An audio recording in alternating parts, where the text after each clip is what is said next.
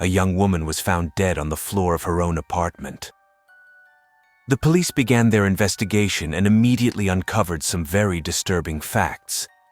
It turned out that the residents of the apartment complex had long noticed something strange and lived in fear. During the investigation, more and more eerie details emerged until they finally uncovered an unexpected truth. But that was just the beginning. Stephanie Renee Bennett was born on April 30th, 1979, in the small American town of Rocky Mount, Virginia. When she was young, her parents divorced, and Stephanie continued to live with her mother.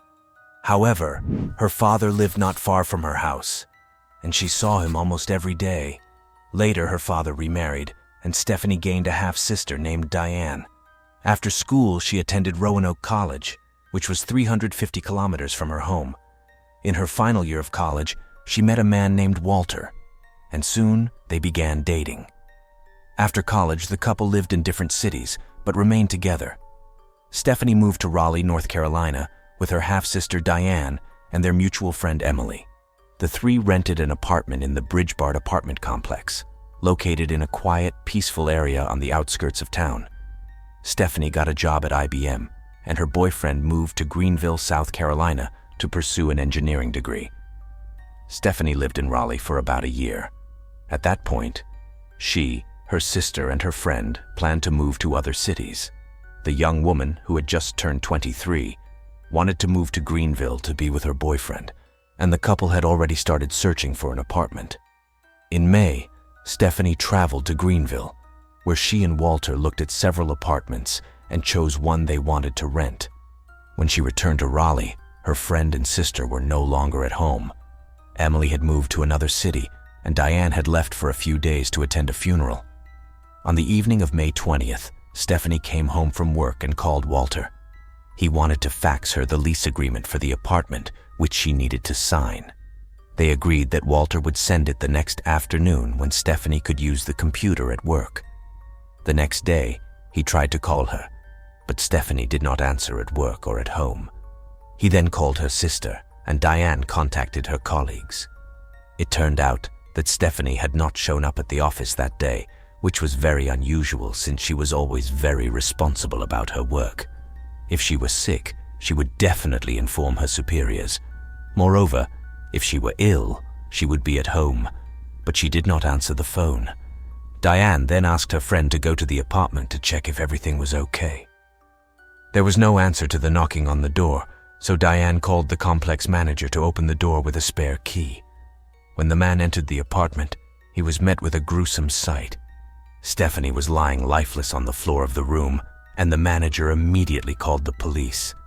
She was not wearing any clothes, and there were blue marks on her neck. Investigators found Stephanie's ID and confirmed from the photo that it was her. The investigators noticed leaves on the lid of a dirty laundry basket under the window in Emily's bedroom and concluded that the murderer might have entered the apartment through the window. They also discovered that the phone in Emily's room was in a closet and its cord had been cut. Apparently, the perpetrator had hidden there and taken the phone so that Stephanie could not use it. After speaking with Diane, the police found that several items were missing from the apartment. The perpetrator took $8 from the victim's wallet, 2 cassette recorders, and a laundry basket from Stephanie's room. Apparently, he placed the stolen items there. Experts found traces of semen on the victim's body and took a DNA sample, but it did not match any in the FBI database. Additionally, the cause of death was determined to be strangulation. In the meantime, the investigators questioned all the residents of the complex, hoping someone might have seen the murderer. During these conversations, the police discovered that something strange had been going on in the complex for months. The residents regularly noticed a person peeping through their windows. They complained to the management, but the person was never found. Notably, this person had been seen at least once at Stephanie's window. Additionally, an unknown man had assaulted a girl jogging by a nearby lake a few months ago. After this incident, Stephanie was afraid to stay alone in the apartment and wanted to move to Greenville as soon as possible. The investigators examined the area around the complex and found something strange. In the bushes, they discovered several dozen pieces of women's underwear, which, as it later turned out, belonged to Stephanie. The police suspected that the murderer had taken them from the apartment and disposed of them in the bushes for some reason. However, this theory was soon disproven. It turned out that a teenager living in a neighboring apartment regularly sneaked into Stephanie's room, stole her underwear, and threw it into the bushes. He confessed to this when the investigators questioned all the tenants. The young man denied any involvement in the murder, and his DNA did not match the sample from the murderer's semen. Therefore, he was no longer considered a suspect. The police believed that the most obvious candidate for the murder was the man who had been peeping through the windows of the complex. After speaking with everyone who had noticed this man, the investigators created a rough sketch. It was published in the newspapers but yielded no results. As part of standard procedure, the investigators checked the background of the victim's boyfriend. He voluntarily provided his DNA, which did not match the murderer's. Moreover, Walter was several hundred kilometers away from her home at the time of the murder and could not have been there. The police then turned to all the male residents of the complex and asked them to provide DNA samples.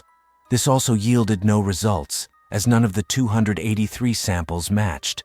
At this point, there were no serious leads left. The investigators organized surveillance of the complex, hoping to find the person who had been peeping on the residents. To their surprise, they soon succeeded. On June 3rd, the police spotted a man approaching several ground floor windows and peeping inside. When the man stopped at one of the windows and began to masturbate, the police immediately arrested him. It turned out to be Christopher Lee Campon, who had already been convicted several times and had stalked a woman 3 years earlier. The investigators thought they had finally caught the murderer, but they were disappointed.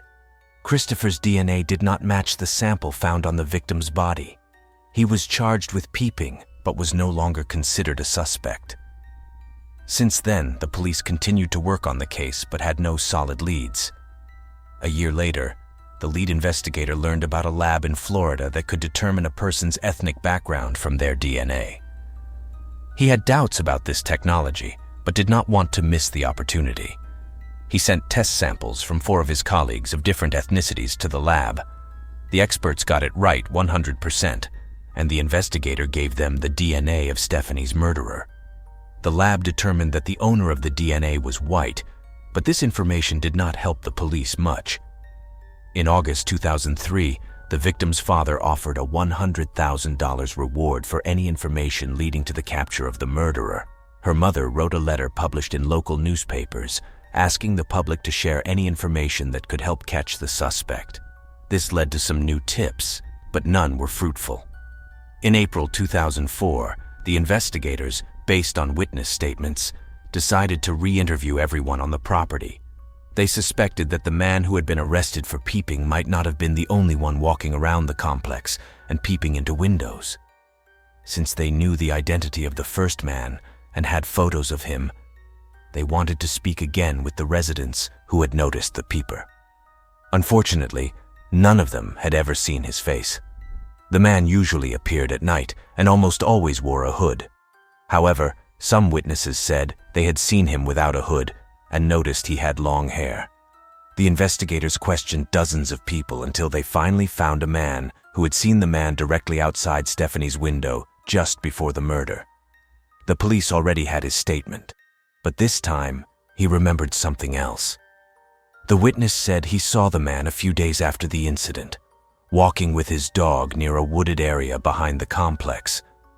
The witness recognized him under a hooded sweatshirt, watched him for a while until he disappeared behind the trees with his Labrador. The witness probably forgot about the incident or thought it was unrelated to the murder, so the police never received this information during the first questioning. It was now clear that the man walked his dog in that area, meaning he likely lived nearby. The investigators stumbled upon an interesting fact. Behind the wooded area where the witness saw the man was another apartment complex. Since the man walked in that direction with his dog, he could very well live there. The police went there and asked the staff if any of the residents were men with a Labrador. They immediately named the 35-year-old man Drew Planten and added some interesting details. All the complex staff considered him a bit strange. He barely spoke to anyone, avoided eye contact, and was generally very unsociable. The man was very thin, had long hair, and always wore loose clothing. Many people had the impression he was trying to attract as little attention as possible, but in his case, it had the opposite effect. The police decided to learn more about this man and spoke with an older resident who, according to the officers, observed everything happening in the complex. They experienced a very unexpected turn when they told her they were investigating Stephanie Bennett's murder. The woman replied, "Haven't you arrested anyone yet? Everyone knows it was the guy with the big dog." The investigators were shocked, to say the least.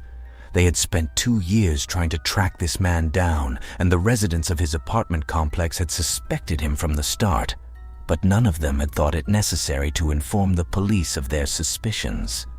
It turned out that Drew had moved out of the apartment complex and settled on the other side of the city. The investigators decided to speak with him and went to his new apartment, but no one answered the door when they knocked. They tried multiple times at different hours of the day, but never received a response. Either Drew was never home, or he deliberately did not answer the door. While searching for Drew, the police questioned his former neighbors at his previous residence. They managed to find several witnesses who reported disturbing facts. A woman who lived 1 floor above Drew saw him walking down the street with a young man a few days after Stephanie's murder. According to the witness, Drew asked the young man not to contact the police anymore and not to tell them anything. The investigators immediately concluded that this young man was the same teenager who had stolen underwear from the victim's apartment. Several women reported that they were very suspicious of Drew. They saw him jogging or walking in deserted areas and following them closely, almost stalking them. The investigators, who had never had the chance to speak with Drew, found out where he worked and went there. He was a chemist in a fertilizer lab. They managed to catch him at his workplace, and he immediately claimed that he knew nothing about Stephanie Bennett's murder. It was strange because Drew had lived only a kilometer away from her apartment complex at that time. The man clearly did not want to talk to the police and told them he was very busy at the moment. Drew offered to meet them at a specific time at his apartment where he would answer all their questions. The investigators met him at his apartment, and the man finally opened the door.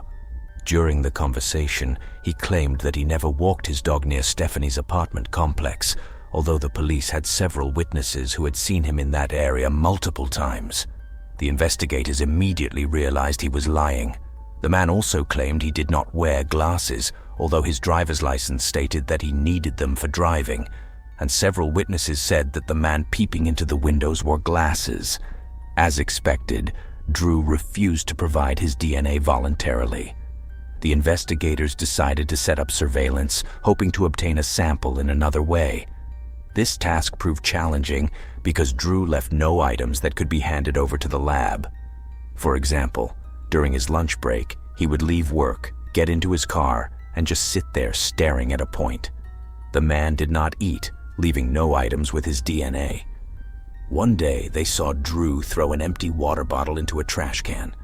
The investigators picked it up and took it to the lab, but the experts could not obtain a DNA sample from it. One theory was that Drew had taken the bottle from someone else and deliberately discarded it on the street because he knew he was being followed. The police then decided to collect his trash, but they were unsuccessful there as well. Several days passed without them seeing Drew take out the garbage even once. His neighbors also could not recall ever seeing him with a trash bag. Next, the investigators asked Drew's boss for help. The woman agreed to assist them in finding an item at his workplace that might contain his DNA. She observed him for several days, but could never obtain any of his items. Drew rarely threw anything away at work, and she could not find a single hair on his desk, which seemed odd considering the man had fairly long hair. One day, she saw him tie his hair back with a rubber band and then bend down to pick up all the hairs that had fallen to the floor. She then decided to invite him to a cafe during lunch to supposedly discuss some work-related issues. However, Drew was extremely cautious. He ate mostly with his hands, put all used napkins in his pocket, and even removed the straw from his drink. For dessert, they ordered banana pudding, and Drew finally used his fork, but he wiped it with a wet napkin for 15 minutes afterward, leaving no possibility of obtaining a DNA sample. Despite this, the investigators retrieved the fork and handed it over to the lab. The experts found tiny traces of DNA that partially matched the DNA of Stephanie's murderer, but the result was too vague for a conclusive comparison, requiring more biological material. Finally, the investigators obtained a search warrant for Drew's workplace, hoping to find an item with his DNA. They were still concerned that Drew might flee if he found out about the search, so they decided to conduct it in the evening. Among the suspect's belongings, they found gloves he used for handling chemicals. The investigators realized they might contain his DNA and took them, replacing them with another pair. They still feared Drew might escape and disappear if he suddenly realized the police had his DNA. The forensic team found biological material in the gloves, and a DNA test confirmed a complete match. The investigators were finally sure that Drew was behind Stephanie Bennett's murder and had undeniable evidence. On October 18, 2005, the police secretly surrounded the lab where Drew worked and waited for him to come out. They feared he might take hostages or attack one of his colleagues if they tried to arrest him inside the lab. These fears were not unfounded. When Drew left the building, he was immediately arrested and found with a loaded weapon. He was clearly aware that the police were closing in on him and had no intention of giving up easily. During the more than 6-hour interrogation, Drew did not say a single word. He refused food and water and barely moved. The investigators had to put him in a wheelchair to move him around the police station. After obtaining a search warrant for his apartment, the investigators found a laundry basket stolen from Stephanie's apartment, as well as 9 pistols, 2 shotguns, 40 knives, a sword, and a machete. They also found a set of lockpicks and handcuffs among his belongings. The investigators found a notebook with dozens of women's names and immediately set out to see if they were all safe. It turned out one of the women was a resident of his previous apartment complex who had complained about Drew during questioning. She said the man had been watching her on the street, and she found his gaze unsettling. Her fears were confirmed by the police. They found her underwear and tampons in Drew's apartment, along with a copy of a video recording of her high school prom. Drew had sneaked into her apartment, taken the video, made a copy, and returned the original. He had kept these items the entire time, even after moving out. The investigators also found a check in Drew's apartment written in the name of a woman who had been murdered in 1999. They discovered Drew had lived in her town at the time. The woman had been shot with a rare caliber weapon, and exactly such a gun was found in Drew's collection. This made Drew a suspect in that case, but he first had to stand trial for Stephanie's murder. A month after his arrest, the prosecution officially announced they would seek the death penalty. The trial was scheduled for the following year, and Drew spent this time in solitary confinement. But the trial never took place. On January 1, 2006, Drew was found dead in his cell. Despite all the precautions, he had managed to take his own life. The investigators had no doubt that Drew was the one who had killed Stephanie Bennett, but a search of his apartment raised the inevitable question: how many other victims might this man have had? It was very likely that he was behind the 1999 murder, but the investigators were almost certain that Drew might have been involved in other crimes. After carefully studying his biography, the police found some interesting facts. Drew grew up in a troubled home with 3 brothers. His father constantly humiliated and beat the children until his mother ran away with them to another city. As a result, Drew became a very withdrawn teenager, a trait that intensified over time. Despite this, he received a good education and a decent job as a chemist. His colleagues said he was very intelligent, but his social skills were practically non-existent. He had no friends, met with no one at work, and always tried to stay as far away from the team as possible. Remarkably, Drew's own brother also had a criminal record.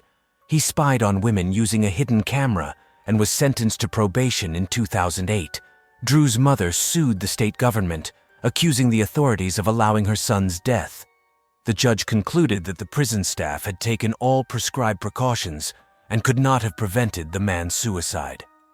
Stephanie Bennett's father attempted to sue the management of the apartment complex, arguing that they had ignored residents' reports of a peeping Tom and had not paid enough attention to the safety of the residents.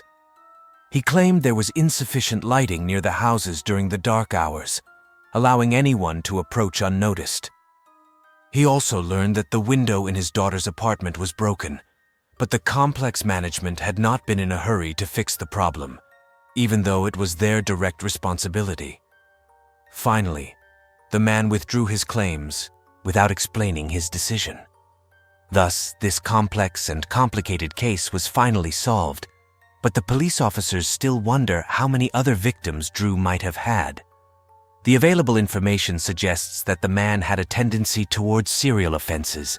However, after his death, it is almost impossible to uncover the truth. Thank you for watching, and take care of yourselves.